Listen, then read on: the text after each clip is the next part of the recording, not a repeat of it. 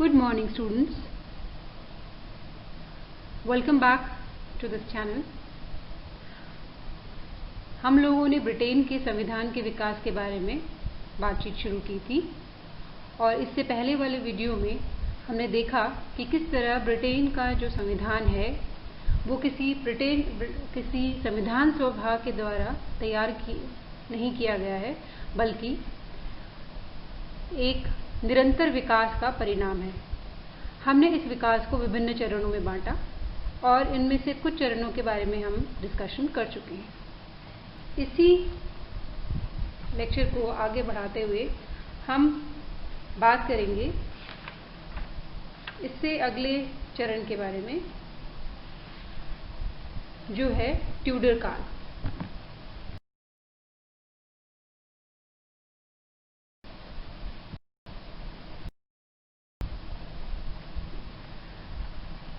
Tudor काल की विशेषता है कि 1485 में ट्यूडर राजाओं की निरंकुश सत्ता स्थापित हो गई और 1603 तक इस वंश के शासकों ने स्वेच्छाचारी निरंकुश राजतंत्र को चलाया।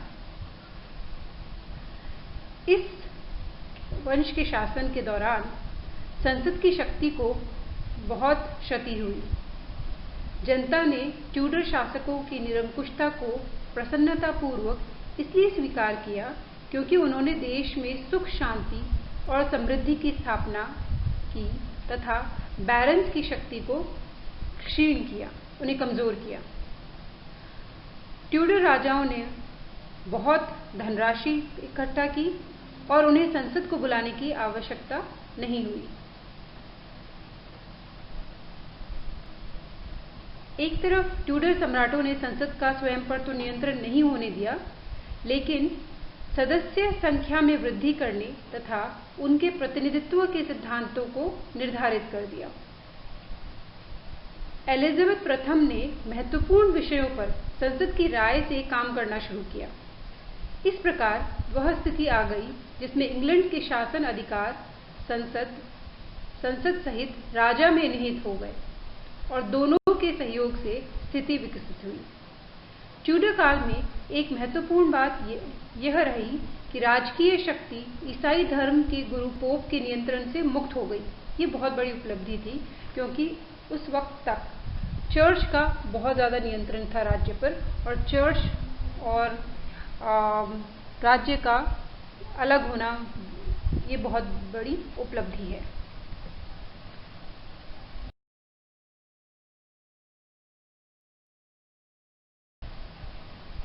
इसके बाद आता है स्टुअर्ट काल, जो कि 1603 से 1714 तक का माना गया है। इसके जो ब्रॉड पॉइंट्स हैं, जो मुख्य बिंदु हैं, वो हैं इस प्रकार: निरंकुश राजतंत्र और सीमित राजतंत्र के पक्षों में संघर्ष और लोकतंत्र की आधारशिला की स्थापना। सेकंड है अधिकार याचना पत्र। थर्ड, गणतंत्र की स्थापना।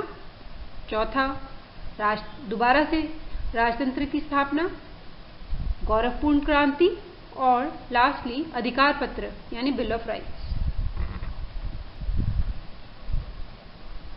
ये जो स्टुअर्ट काल है, इस अवधि में राजा और संसद एक दूसरे के विरोधी रहे। ब्रिटेन में माना जाने लगा कि राजाओं की शक्ति को मर्यादित कर ब्रिटेन में वैधानिक राजतंत्र स्थापित किया जाए। स्टुअर्ट काल में बहुत कुछ संसदीय लोकतंत्र की आधारशिला रख दी गई। इस अवधि में 1688 की गौरवपूर्ण क्रांति घटित हुई।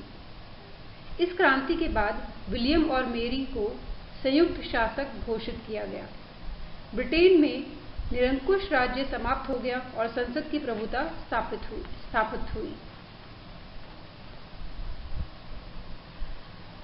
अगर हम इस पूरे काल के विकास के संबंध में कुछ बिंदुओं को देखते हैं तो सबसे पहले 1628 में संसद चार्ल्स प्रथम से उस विख्यात जो फेमस है अधिकार याचना पत्र, पिटिशन ऑफ राइट्स, उस पर हस्ताक्षर कराने में सफल हुई, जिसके अनुसार ये निश्चित हुआ।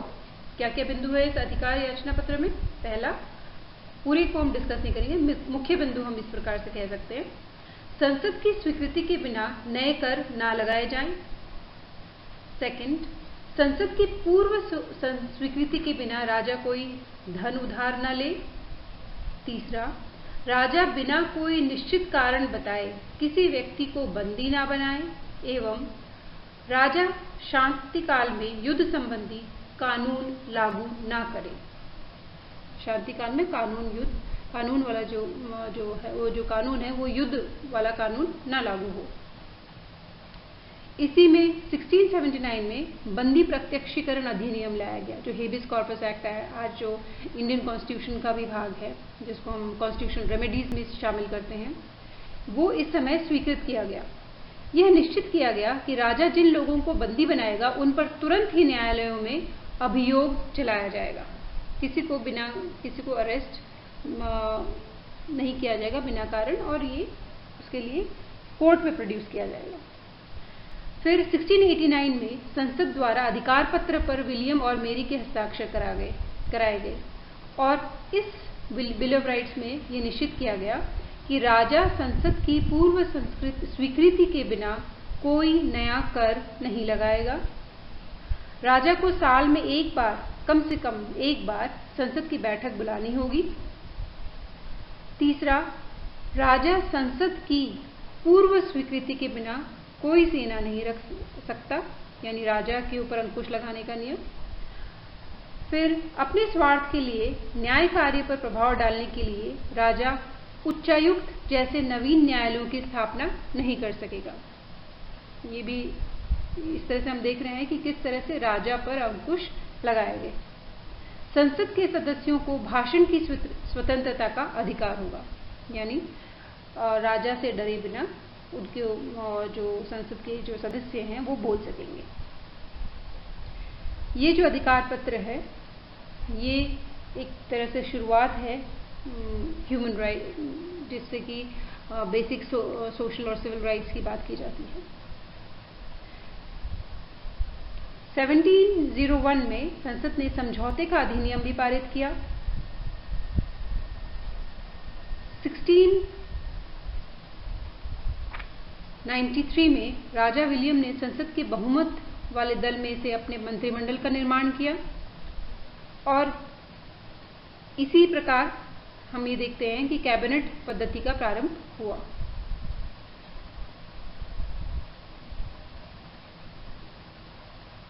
और 1707 में स्कॉटलैंड एकीकरण का अधिनियम भी पारित किया गया। ये सारी थी स्टुअर्ट काल की उपलब्धियां और हम देखते हैं कि किस प्रकार शनय शनय ब्रिटिश संविधान का स्वरूप बदलता है और कैसे ब्रिटिश संविधान विकसित होता है। इसके बाद आता है हैनोवर काल। ये 1714 से वर्तमान तक का माना गया है। इसकी प्रमुख उपलब्धियां इस प्रकार देख सकते हैं: संसदीय जनतंत्र का विकास, राजा की वास्तविक शक्तियों का पतन, मंत्रिमंडलीय प्रणाली का विकास, लोक सदन का लोकतंत्रीकरण और लोक सदन की तुलना में लॉर्ड सभा की शक्तियों का पतन। ब्रिटिश संविधान के अंतिम चरण का जो प्रारंभ है वो 1714 से मानते हैं, जब इसी वर्ष जो रानी एन की मृत्यु पर उत्तराधिकारी अधिनियम के अनुसार हैनोवर वंश के जॉर्ज प्रथम को राजगद्दी प्राप्त हुई। यहीं से संसदीय जनतंत्र का वास्तविक विकास प्रारंभ हुआ और 20वीं सदी के पूर्वार्ध तक संसद की सर्वोच्चता स्थापित हो गई।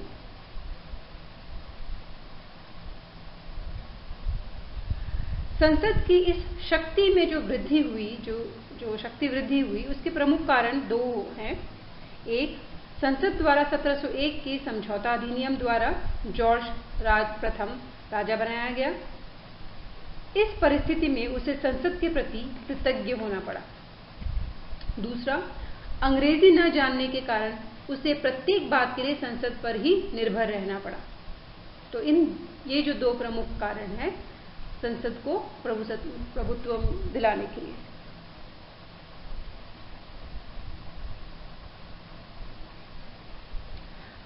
हम फिर देख सकते हैं कि संसदीय जनतंत्र का विकास कैसे हुआ ये जो हैनोवर काल है, जिसमें हम ये मानते हैं कि actually the parliament came into power, इसको हम किन स्टेजेस में देख सकते हैं। पहला कि राजा की जो वास्तविक शक्तियां थी उनका पतन हुआ। अधिकार 1689 के अधिकार पत्र में साइन होने के बाद ही ये शुरू हो गया था, लेकिन इस हैनोवर काल में ये स्पेशल उभर कर आता है। कैबिनेट का विकास हुआ, प्रधानमंत्री द्वारा मंत्रिमंडल की अध्यक्षता का सूत्रपात हुआ इस समय। फिर मताधिकार और लोकसभा की शक्तियों में विस्तार हुआ। हैनोवर वंश के प्रथम प्रारंभ से ही संसद के अधिकारों में वृद्धि हुई, लेकिन वो आंतरिक रूप से शक्तिशाली नहीं थी, जनता के एक छोटे भाग का ही प्रतिनिधित्व करती थी। वास्तव में 1714 के बाद ही जब मताधिकार और लोकसभा की शक्तियों का विस्तार हुआ है।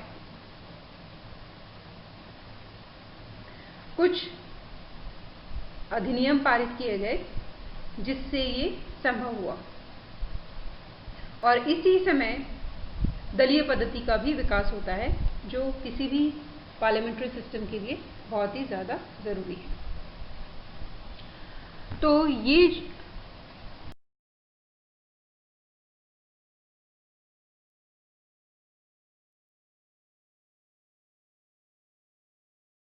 सारा है। हमने बात की कि कैसे ब्रिटेन के संविधान का विकास हुआ, किन चरणों में इनका विकास हुआ, किन किन परिस्थितियों में ये बदलाव आए। इसके साथ ही हमको ये जो विकास है, ये जो डेवलपमेंट है, इसे हमें ब्रिटिश संविधान के स्रोत के साथ जोड़ते हुए देखना होगा कि क्या स्रोत है, कहाँ से ये, किन चीज़ों से, क्या कंपोनेंट्स हैं ब्रिटिश संविधान के। उसमें मुख्यतः हम देखेंगे कि ऐतिहासिक प्रलेख हैं, महान अधिकार पत्र जिनकी हमने चर्चा की, bill of rights and all, संसदीय अधिनियम है, समय समय पर पार्लियामेंट्री एक्ट्स पास हुए हैं, न्यायिक निर्णय है यानी the role of the judiciary, किस तरह से अलग अलग समय पे जो न्यायिक निर्णय पारित किए गए वो संविधान को स्वरूप प्रदान करते चले गए। सामान्य विधि यानी जो लॉ है, द प्रोसीजर ऑफ लॉ, की जो कानून व्यवस्था है, समय समय पे जो कानून व्यवस्थाएं बनाई गई उससे संविधान का प्रारूप बनता गया। कुछ प्रथाएं और परंपराएं, जैसे आज तक जो राजमुकुट की परंपरा है वो निभाई जा रही है, संसदीय व्यवस्था होने के बावजूद, डेमोक्रेसी होने के बावजूद। फिर जो लास्ट सोर्स है वो है संविधान पर टीकाएं यानी कमेंट्स, जो टीकाएं जो कमेंट्रीज हैं उसके बारे में। ये सारे स्रोत हैं ब्रिटिश संविधान के। जितना अभी तक जो हमने चर्चा की है ब्रिटिश संविधान के विकास की, डेवलपमेंट की, तो इम्पोर्टेंट चीज़ें, जैसे इम्पोर्टेंट पॉइंट्स जो उभर कर आई है, जैसा कि मैंने शुरुआत में कहा कि रूढ़िवाद और मॉडर्निटी, दोनों चीज़ें, रूढ़िवाद और विकास, ये दोनों चीज़ें किस तरह से मेंटेन की जा सकती है, इसके लिए बेस्ट एग्जाम्पल है ब्रिटेन। यहाँ पर हम मोनार्की से, हम राजतंत्र से डेमोक्रेसी तक, लोकतंत्र तक आते हैं बिना रक्तपात की क्रांति। किसी प्रकार की रक्तपात वाली क्रांति नहीं हुई। फ्रांस में हुआ, रशिया में हुआ, अमेरिका में हुआ, but here we have a revolution, we call it the glorious revolution, जहाँ पर ट्रांसफर ऑफ पावर्स, शक्तियाँ राजा से संसद तक पहुँचती है बिना रक्तपात के। और जो राजतंत्र प्रणाली, राजतंत्र की जो राजाओं की जो इज्जत है या जो सिस्टम है, वो आज तक उसको भी फॉलो किया जा रहा है। So this is how the British Constitution developed. I hope आप लोगों को ये चीज़ समझने में आसानी होगी। और बुक्स की मैं लिस्ट पहले ही देख चुकी हूँ। सो विद दिस, इसी वीडियो के साथ साथ आप उन बुक्स में से भी पढ़िए, और कुछ आगे के लिए हम नेक्स्ट टॉपिक पे बात करेंगे। Thank you.